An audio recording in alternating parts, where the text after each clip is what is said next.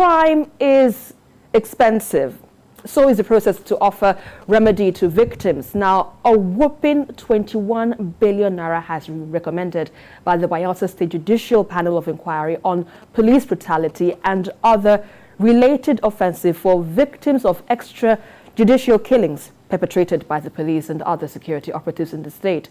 While submitting the report to Governor Doyediri in Yenagoa, the state capital, the chairman, retired Justice Young Ugola, explained that the amount is awarded in damages out of 40 cases fully determined, including compensations to communities raised by the army. About 8 months ago, Governor Doyediri constituted a 7-member judicial panel of inquiry with terms of reference of making recommendations of compensation with other remedial measures included. During the set time frame of 6 months, the committee recorded 50 petitions, while 40 cases were determined with the judgments delivered. On this day, the committee is at the 41st State Executive Council meeting, where a recommendation of 21 billion naira was made as compensation to victims of police brutality and other related matters.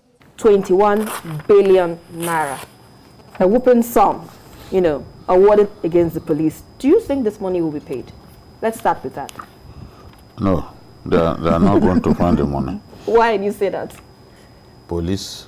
Let's hear your thoughts. Why? But of course, the police is so heavily underfunded. The police can barely survive without the financial support, without the provision of logistics by state governments. Most of the vans you see them driving around, they are not their own. It's state governors that bought for them. The same governors that we accuse of simply collecting security votes and doing no one bear with them. We forget that they are the ones who fund the police. So is it the police that is so thoroughly underfunded that will be able to raise 21 billion? That's in respect of one state. One state, we've not come to Lagos, because there's one state where there is so much extrajudicial killings and even brutalities by the police, which necessitated the NSAS protest, which I support and have no regret supporting. It is Lagos State. It is Lagos State. Anambra too. So many cases of extrajudicial killing by the police in Anambra and some states of the east. In the north, it is not so much the case.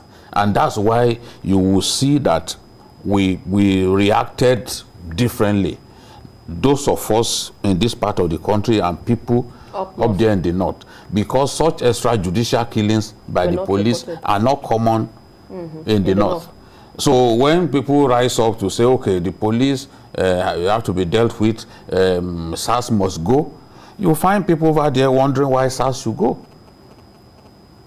Because such bestial killing of people without trial, where the police subject them, turn themselves to the judge and executioner at the same time, they don't happen like that in the north. So you then not be surprised that many northerners didn't feel a need to fight, to push to join in the protest. But when President Buhari saw some of the videos of police brutality, he then decided that, look, at state level, investigate these cases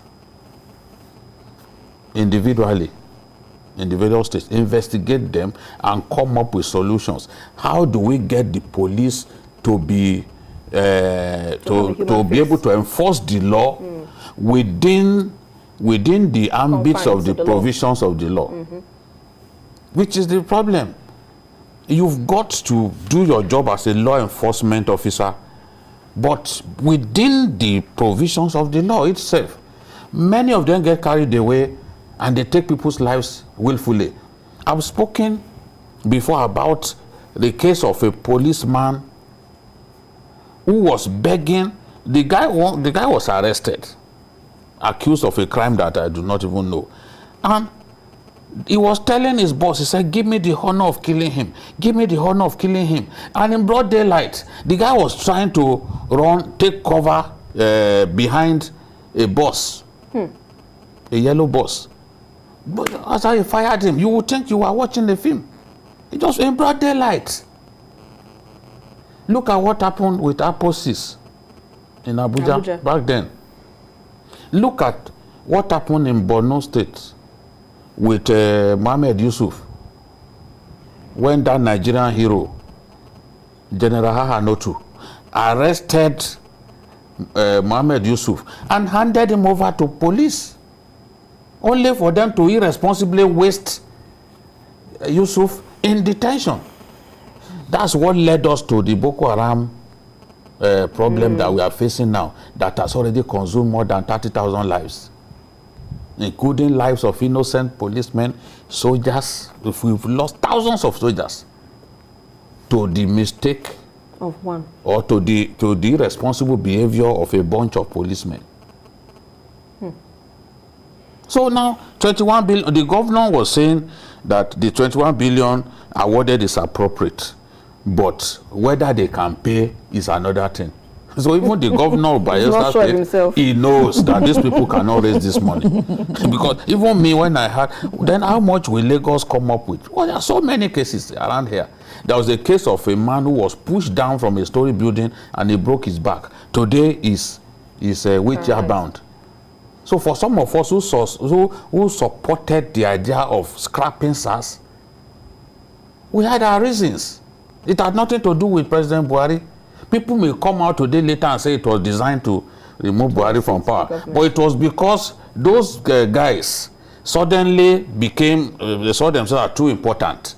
We were telling them, you've made your point, leave the road. Ashwaj Bola Ahmed Tinubu told them to, leave the road. Everyone, President Buhari said, you have been heard loud and clear. Your message has been heard loud and clear. The vice president said the same thing. The governor of Kwara State even accompanied them. He joined them in their march to show that he was in solidarity with them. So it's not Babajide alone who supported NSAS. There are many people, even some Nigerian leaders. Wike worked with them in Port Harcourt. Everyone wants a decent police, a police that we can be proud of. Is that such a bad thing to aspire to have? No, it's not. But a police that kills people at the slightest opportunity is not what any decent country wants to see. And I'm telling you, by the time we go to the various states, when all of them submit their reports, maybe we'll be talking about $1 trillion. Because those guys have killed so many people. A lot of them, when they said the other day that, okay, police, they should subject them to test. I said they should, the result of the test, they should make it public. A lot of those guys will have tested positive to substance abuse. Those SARS people, if they should make their, because they've done the test, but they don't want the world to know, they will have tested positive to substance abuse. And that's what drives them to take people's lives. That's what drives them to misbehave, take people to ATM points, and force them to withdraw money. No decent police anywhere in the world does that.